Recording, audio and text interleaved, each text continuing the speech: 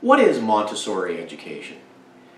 In this video, I want to do my level best to give you a very short and precise description of Montessori theory and what Montessori education is. It's a daunting task because there's a lot to know, but I'm going to give you what I think are the basics. This blog is about two topics. It's about what unites us all as human beings, our shared values, needs, shared characteristics. And it's also about Montessori education and her theory of education. But what you need to realize is that those two things are not totally separate topics, not at all. Dr. Montessori's theory of learning was all about what unites us as human beings. Her chief goal was to create peace in this world through education. I'm going to do my level best to give you a basic description, with the caveat that this is a work in progress. I put a discussion with every one of these blogs, and I hope that people will disagree. If you're a practicing Montessorian, please tell me how you think my description can be improved. This will always be changing. Let's start with the three things that I think are the most important to Montessori's theory. There are many concepts to know. There's too many to discuss in this blog. But these are the three that I think are the most important for understanding Montessori. First of all, the human mind self-develops according to a predictable pathway of milestones, just like the human body does. We know that the human body develops from a baby to an adult, going through predictable milestones that all human beings go through, and in a logical, natural order. The human mind follows that self-development, that biological self-development. So at each age level, the human mind has certain characteristics and certain things that it's developing towards, and education needs to reflect this. Point two, human beings are inherently peaceful and social human beings, and sociable human beings by default, contrary to what most people believe. And it's easy to misunderstand this point. Throughout history, and certainly today, many people are very antisocial and even violent. So it may seem that that's normal for human beings. Montessori discovered that that's not true. It's not natural for humans to be antisocial because we survive with each other. We survive as a social animal, depending on one another. We evolved that way. So it's natural for us to be at peace with each other. It's unnatural not to be. So how does the opposite happen? Well, natural self-development, Montessori discovered, is impaired when a human being, especially a child, encounters unnatural barriers to that self-development. And they develop into an adult that is not fully self-confident or fully social, missing some skills for living as a human being. Number three, learning depends on the physical environment, and it depends on the behavior of the adult guides. It depends on many more things than this, obviously. But these are the two that I think are the most important in Montessori's theory. Dr. Montessori invested her entire life into scientifically studying in the field with children by trial and error, finding out what tools, what architectural principles, what adult behaviors, what lessons, what experiences naturally scaffold this human self-development. And she meticulously vetted and put them together into a precise plan for the environment and for how adult guides should behave. And this is the core of the Montessori theory of learning. So, to review, the human brain naturally self-develops according to milestones, just like the body does. Humans are naturally peaceful and sociable. And that just needs to be revealed by natural self-development. And learning and self-development are scaffolded by the environment, and they're dependent on the environment and the adult guides. So, having said that, what is the Montessori education system based on what Montessori discovered? There are, again, many concepts that one needs to know, too many to talk about here.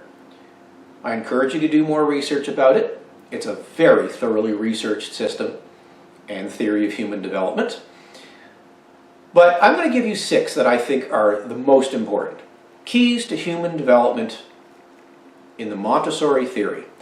Environment, practice, community, adult guides, self-directed learning, and grace and courtesy. Those are the 6 most important things. Environment, practice, community, adult guides, self-direction, and grace and courtesy. So what are these? Well, I've mentioned a bit about the environment. So for each plane of development, a group of about 6 years of age, the mind is developing in different ways. It's seeking different things in a hierarchical natural order. So for the first 6 years of life, from birth to age 6 roughly, the human being is learning to use its body. That's the first thing it has to do. It's exploring and learning its environment. What is in this world I just entered? Who are the other human beings? What do they do? What's my role? What am I expected to do? And they're learning to use their body, their fine motor movements, they're developing their senses. They're also intensely developing language, because one of the first things a human being must do, as all animals do in nature, is learn to recognize the information from the parents, from their own species, warning them of danger or showing them what to do. And with human beings, of course, language is a very complex thing. But we're somehow hardwired through DNA to recognize human speech and distinguish it from the call of other animals in nature. So, from babyhood, perhaps even before birth, we know that the human brain is acquiring language intensely in the years 0 through 3. So the environment for that first plane is designed with tools in mind that specifically, which Montessori vetted, which specifically scaffold the development of fine motor skills, the basic skills you need to start life, like doing buttons, ballots, and acquiring language, tools which help teach language at an early age, and basic mathematics, and many other things. In the second plane, roughly age 6 to 12, young people are already very developed in language and thought. Their bodies are almost adult, especially at about age 10. They're fully coordinated and strong, and so they're seeking other things. The mind is more complex, and we start to become social at age 6 to 12. We start interacting with peers.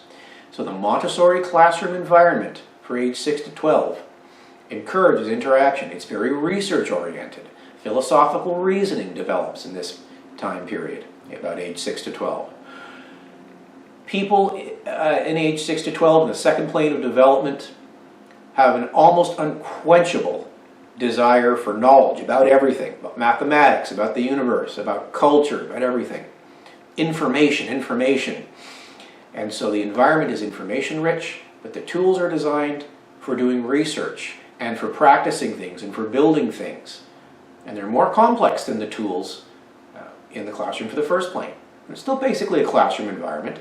And from time to time, the guide will give short, pithy lessons in the Montessori style, making sure to do it when the child is receptive, not at a schedule of the adult's choosing.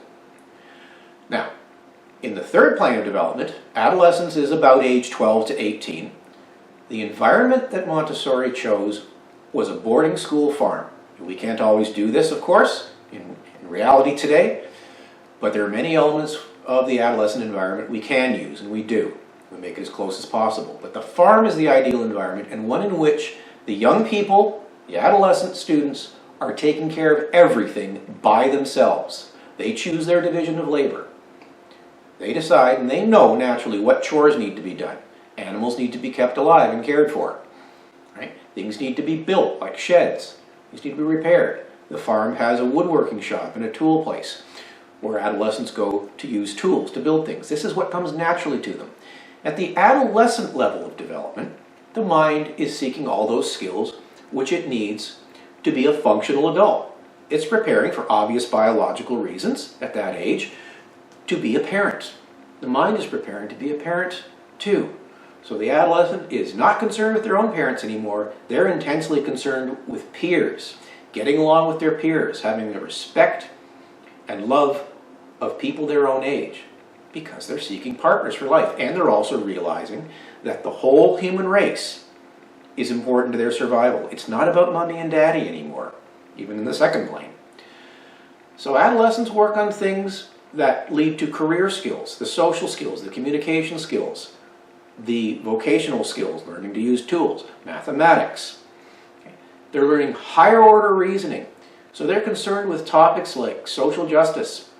They're concerned with topics like culture, who experiences what in the world and why, and what can we do about it? How can I help my fellow human being? Because to be a functional adult, what it boils down to, let's face it, is trade. We have strong division of labor, especially at this point in our history. We learn to do things for each other so that we can get the things from each other that we need to survive.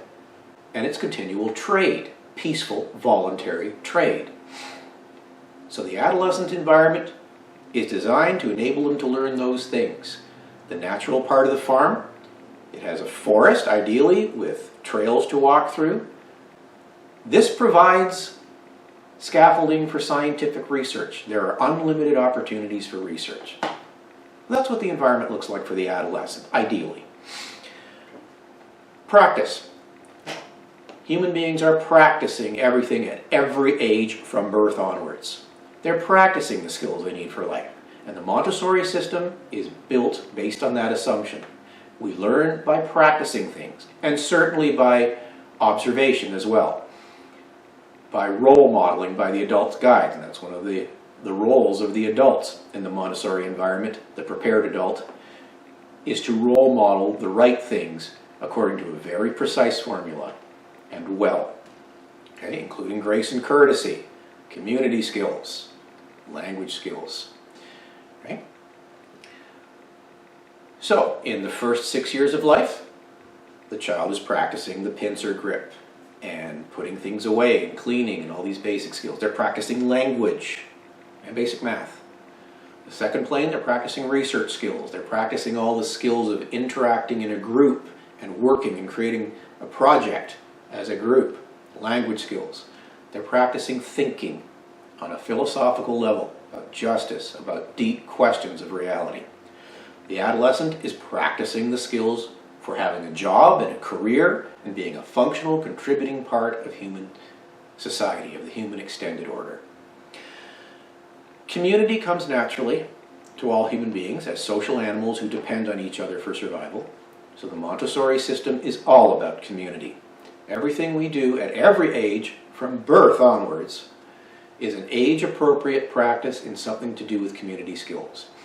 For the first plane children, age 0 to 6, it's about cleaning up, putting things away, also about learning to cook for the first time, towards age 6. It's about getting along with each other. The ways we always teach kids at that age.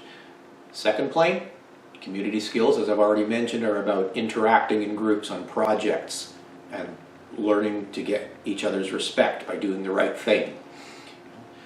Adolescence, community is practiced by being on that farm and taking care of business yourselves. Nobody wants to be the one who let an animal die or who didn't provide the meal that everyone was depending on because it was your turn to cook. So adolescents, people, children at every plane, naturally know what they need to do because the environment channels the Montessori students towards what is necessary and good and to what they enjoy doing. The prepared adult guides. So we call them guides, not teachers in the Montessori system. Right? A guide's many roles include observing the child as a scientist, and Montessori was very specific. Teachers should also be scientists. This is not a figure of speech. She meant this literally. Train scientists, because that way you can observe the child and learn, gather information by observing, and learn the child's needs and what developmental level they're at and what their mind is strongly attuned to this moment, so that you can give them the lessons and the scaffolding that they need for what their mind is seeking at the time. Right? Guides must also be heavily knowledgeable in their field of study, or for younger children, multiple subjects. Guides must model perfectly grace and courtesy, the skills of being a peaceful, sociable human being. That's pivotal in Montessori. There's no room for rudeness or antisocial behavior, because that's not the kind of adults we want. So we don't engage in antisocial behavior towards the children. We don't yell, we don't dictate, we don't give commands. We give suggestions with an obvious value. And when there are behavioral problems, the adult's guide is to intervene to the extent necessary in the least coercive way. And it's necessary sometimes. But punishment is not part of the deal in the Montessori system. It's not what we do. We understand that everything is cause and effect, and everything is developmental.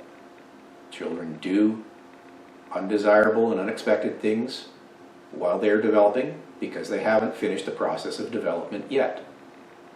Adults do unexpected and antisocial things because they never had a chance to develop naturally. So the adult guides prepare the environment, they manage the environment, and the most difficult thing that an adult guide has to do in the Montessori system is develop his or herself, prepare his or herself. You have to intensely, deeply explore yourself, your own faults, your own challenges, and you have to keep them out of the Montessori environment. You have to learn to be that perfect model of the Montessori ethic of community and grace and courtesy. I want to close with my own little definition of learning, which I've just come to recently as a doctoral student in Montessori leadership. And it's this, in 3 words: experience, change, potential. In other words, an organism, because human beings are not the only organisms that learn, but an organism, human or otherwise, has an experience. That experience causes an internal change, which in turn leads to a new potential that the human or other organism didn't have before. So any experience that leads to a change, which leads to a new potential, that's learning. And you can see from what I've described about the Montessori system, it's all about experience, change of all types, and new potentials. The human being is seeking certain potentials that have to do with survival as a social being. That's what self-development is. And the learning is the changes that make that happen. Our job as the prepared adults is to scaffold that learning. And that means you, parents. Prepared adults means you too. All right, I invite conversation. I know I didn't do a perfect job with this. That wasn't the goal. I've done my best to give you as short as possible a summary of Montessori theory and system. I invite your feedback. If you are an experienced Montessorian, very knowledgeable about Montessori, tell me what you think is more important or what I should add or change, and I'll change it.